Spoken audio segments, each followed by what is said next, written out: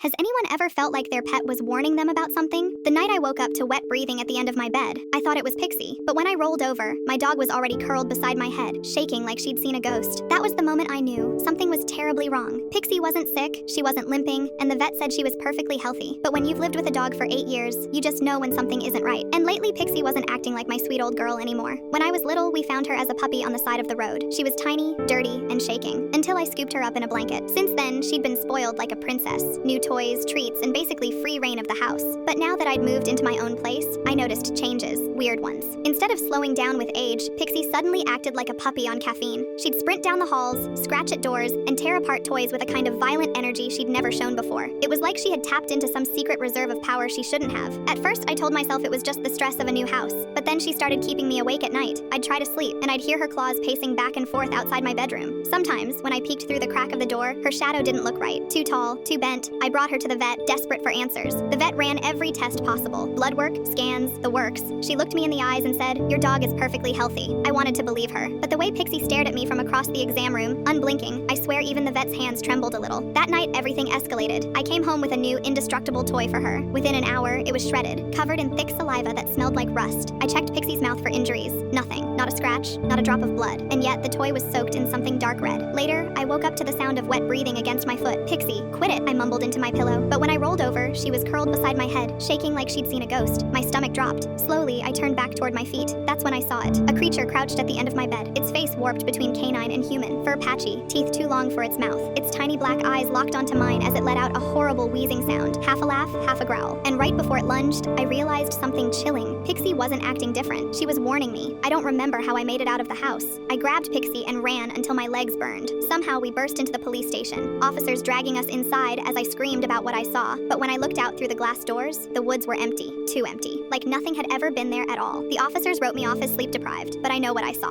And now, nights are worse. Every time I close my eyes, I hear claws on the floorboards. Not in my house, inside the station. And Pixie? She won't stop growling at the shadows, like she knows the creature didn't follow us. It came with us.